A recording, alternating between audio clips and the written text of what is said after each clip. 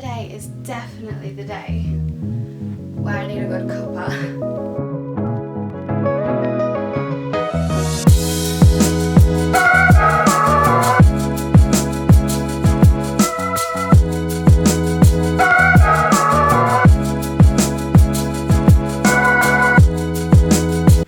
Welcome to my channel. My name is Primrose. How are you all doing today? We are at the end of April already. Can you believe it? Can you Adam and Eve it? We are almost 5 months in. Oh, by the time this goes live, we are 5 months in to 2020, and what a shit show it's been. So to kick things off for May, we're going to go back to April, and I'm going to be talking about my April favourites. So if you do want to see those, please do give this video a thumbs up, do subscribe to my channel and keep watching. So this is the very first favourites kind of video that I've done, and I'm really excited to share these with you because I never felt like I had enough favourites to constitute making a video until today, until this point in my life where I'm like, we got nothing else going on, so does anyone else feel me out there? High five me on that. We are going to have a couple of categories in my monthly favourites. They are going to consist of books, movies / series, podcasts, gaming, beauty / skincare, and then potentially another, because I always find weird random little things to like include in these kinds of videos. So grab yourself a cuppa and let's get into the video. So we are kicking off April's favourites with books. Now, it has been my goal, I think probably every year since having New Year's resolutions, to read more for the year. And I probably get through, I'd say, a whopping like 1 book a year, if that, you know, because I'm so good at it. But I am slowly expanding my reading and slowly reading more, and I used to be one of these people that could only read like 1 book at a time, or I would get so like brain fuzzy between the 2 different worlds.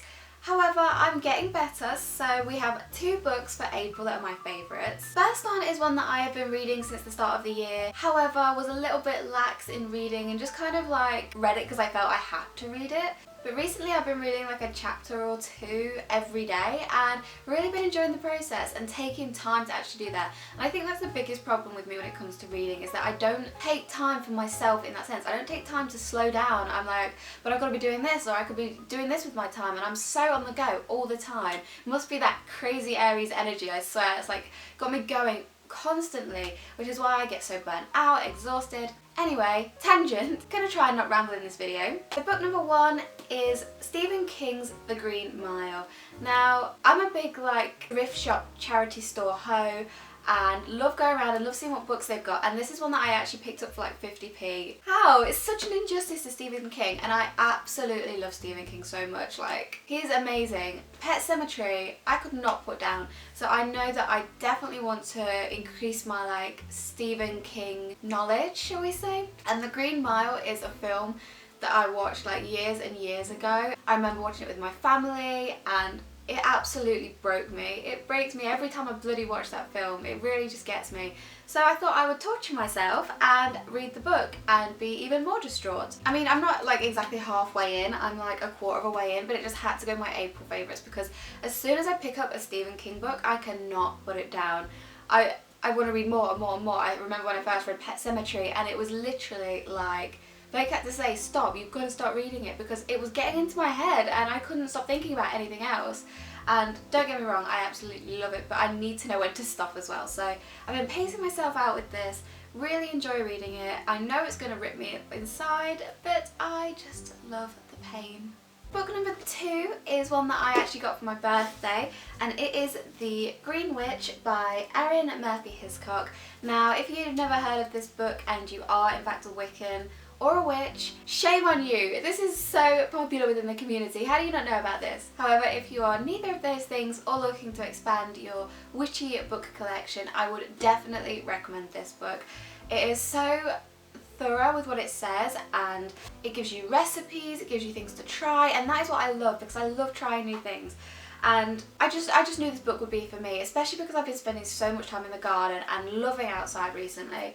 This book is just a necessity, okay? If you don't have this book and you're interested in gardening, nature, the outside, utilising what we have and natural resources, this book is definitely a must. And you don't have to be a witch or a Wiccan to read this. You can definitely purchase this just to expand your knowledge, and you definitely don't have to be a part of this community to read it and find it useful. Next, we're going to be talking about movies and shows. First of all, tea break. So the first show that I want to talk about is one that was on in the UK. I don't know the accessibility about getting it elsewhere, but it is basically a quiz. Now this show was a 3-part drama documentary, and it was based on the TV show Who Wants to Be a Millionaire, which I believe is like a international show, so if you haven't heard of it, where have you been? And basically this documentary drama thing, we're exploring a family that actually cheated on the show, and it went through like how they did it, and it was obviously had actors to play the people and showed it from their perspective, and it was so interesting, and it was like proper nostalgic for someone who used to, for someone who was like as a kid, remember sitting on the living room floor on the carpet while my parents were on the sofas and watching Who Wants to Be a Millionaire, trying to guess all the answers and being wrong every single time. It was like so much nostalgia. It was a fantastic show. They executed it amazingly, and can I just say, it's got Michael Sheen in it, and he plays an amazing role of being Chris Tarrant. He is fantastic. Like, I didn't even know it was him. Like, I have such an issue with recognising people that have like not a disguise but like a different look, and I just can't recognise them, and I didn't know it was him at first, and it was crazy, and the voice, and oh my god, it was amazing. Definitely recommend that if you're interested in something that actually happened, and it was a little bit more dramatised for TV, and it was just great, okay, it was just really good. The second show in my favourites is Anne with an E. Now I just have to speak about this because I've got so much to say. So Anne with an E has been sat on my Netflix list for like so long, and then I was feeling like kind of mellow and like maybe a little bit down, so I was like, I kind of just want to take some time for myself, put something chill on, do some cross stitch because that's what I love to do. And I was like, right, I'm just going to like put it on because I don't even know if I'm going to like it. Like I like period dramas and things, but I didn't know if this was my kind of thing. And it was a long time ago I added this to my list, so give it a go. I am in love with this show so much. Like, I binged the entire first season. I don't even know, I think I probably binged the second one as well, I can't remember. Like, I just kept it going and going and going, and it was just sat there while I was sewing, and it was so amazing. So if you don't know what Anne with an E is about, it is about an orphan who gets adopted by a brother and sister who own a farm. They originally wanted a boy, but instead get Anne, and she's very eccentric. She's loves big words and accentuates them, and loves to describe things in big and beautiful ways, and has such an appreciation for life, but then is also trying to integrate into normal society where everyone thinks she's incredibly strange, which she is for that time. And oh, it is just beautiful, and it is executed amazingly. The imagery is beautiful, the story, I am hooked. Like a fish, I am hooked in my mouth, I am hooked on this. And what I didn't realise was this is actually a book as well. Apparently it's like a massive long series of books, so that is definitely going on my reading list, but I love it. It is so wholesome and cottagecore as well. If you love that kind of aesthetic, it is beautiful. It is such a lovely show, so I'm so glad that I decided to start it and watch it. I can't wait to watch more. I'm surprised I'm not watching it now. I just want to be part of a time where it is acceptable to wear a dress every single day of your life. Maybe even corseted. I was completely born in the wrong era.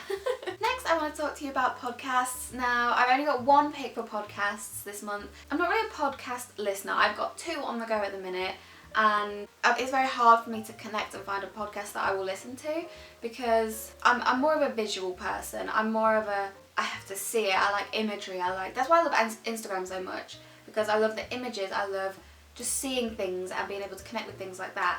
However, this podcast I had to recommend for April because it is amazing. So my very good friend Dan started his very own podcast called 78 Arcana, and this is basically a tarot related podcast, and it is fantastic for anybody that is interested in spirituality, learning specifically more about tarot cards, because every month he'll do a spread. So if you connect with him on his Instagram, I'll leave the link down below. You pick a card that you connect with. In the podcast he talks about that card, explains about it, explains his interpretations, and he does it in such a way that it doesn't make you feel stupid for not knowing what it might mean. He does it in a way that's easy to remember and easy to connect with, because it's more like he's explaining you through it rather than just saying it at you, and I think that makes the world of difference, especially when listening to a podcast, because you want to feel like you're connected to what's going on. Like it's right in, like I usually listen with headphones, so it's right in my ears.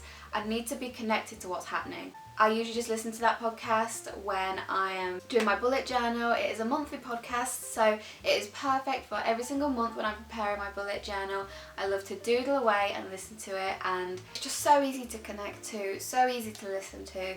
And it's in its very, very early stages. I think it's only got 3 podcasts out at the moment, but I can tell it's going to be something really special. So to be the first to hear about all news and updates regarding to this podcast, you'll find all the links down below. I'll leave them down there so you can have a little cheeky look, and do give it a listen, because it is a fantastic podcast to chill, listen and learn, and he's my very good friend, so please do give him all the love and support you can. So next I wanted to talk about gaming. Now I don't really speak about gaming on this channel. It's very much more like my lifestyle, Wicker, travel channel. However, I do have a separate gaming channel which is called PrimrosePlays. Again, I'll link it down there, but I had to include gaming in my monthly favourites because it is a massive part of who I am. So on my gaming channel, Primrose Plays, I have a monthly series called a PlayStation Plus Lowdown, which is where I go in and talk about the 2 or 3 games that are released for PlayStation Plus. I talk about their history, I talk about the story, I talk about awards that it's won, when it was released, who it's by, all the information that you're necessarily going to need, and I go in and play them. And I had never played Uncharted 4 before, and I lost my shit. It was amazing. It was so good, guys. Honestly, I had so much fun playing it. I love that game, and it has to be my pick for April because it's incredible. I did not want to stop playing. I could have binged that whole game easily in one day. It was so good. So I'll link that video up above. I believe it's up here somewhere. And you can check it out for yourself if you're interested in my reaction to playing it. But it was so much fun, so definitely my pick for April. And that brings me on to beauty and skincare for this month. So I didn't get any new beauty products in terms of makeup. I don't really have the money to invest in new makeup right now, and I've not been going out, so purchasing makeup has not really been the forefront of my mind. However, I do have 2 products that I hadn't actually tried until recently. The first product is Nivea Soft Refreshingly Soft Moisturising Cream, and this is for the face, body and hands. However, specifically I've been using this every time that I get out of the shower because I like to be a girl, I like to cream my skin, and especially with my psoriasis I like to keep that moisturised. And I did try Aveeno, but I felt like my skin was getting so itchy from using Aveeno, and some moisturisers I feel like it just blocks the skin being able to shed, so it gets ridiculously itchy, which TMI, I like scratch it until I bleed because it's so intensely itchy I can't stop. However, I've been using the Nivea Soft and oh my god, the difference is made, right? Can you see my elbow? Like, I hope you can see these. I don't know how they're going to look on camera, I don't know if they're going to look crap, but literally I have noticed the biggest difference in my skin. It is clear that this whole patch down here of my skin, and even so on this side it's getting clearer, and I was like, the only thing I've done different is using this product, and I have just had it sat there in the bathroom on the floor for so long, and I just tried it with a whim because it was the only one that wasn't overly fragranced with stupid mango or some shit, and it's so good. It smells like typical Nivea. If you use Nivea you'll know exactly what I mean. I can't believe what it's done for my skin, so I'm going to keep using this one because I am so shocked. It is crawled its way into this favourites video literally by a hair because I only started using this last week, so it's just unbelievable, amazing product. And the last product that I want to talk about is Ritual's Ritual of the Sakura. It's Magic Touch Body Cream, and I've specifically been using this on my hands because what with washing my hands all the time, and my hands get really dry, especially with working outside in the garden with soil, and I just feel like they get really dry and dehydrated quick. I've been loving using this as a hand cream, and it's for the body so you can use it absolutely everywhere. However, I'm pretty like soft all over, so I don't like have a need to use this directly everywhere else. It literally smells amazing, and the only way I can describe what it does to my hands is it makes them feel like silk. Literally like silk. Like, I think if I put this all over my body, I would just be sliding across the floor. I'd just slide right off the earth, I think, because honestly, I'd just be a silk sheet. I would literally, because what this does for the skin is something out of this world. It is like some alien product that they have beamed down from the future, and it is incredible.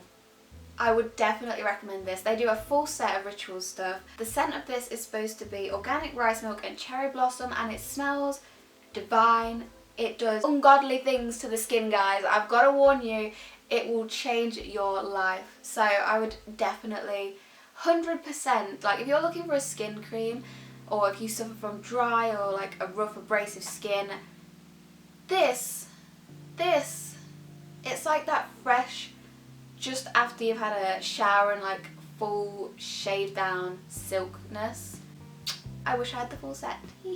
Feel free to sponsor or send me some products, rituals, because I really like this one. Final tea break.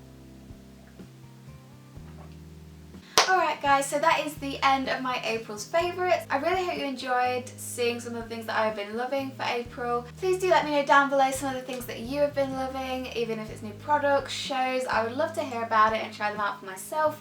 Maybe they'll get featured in May, who knows. Thank you so much for being here. I hope you're all staying safe. I'll see you in the next video.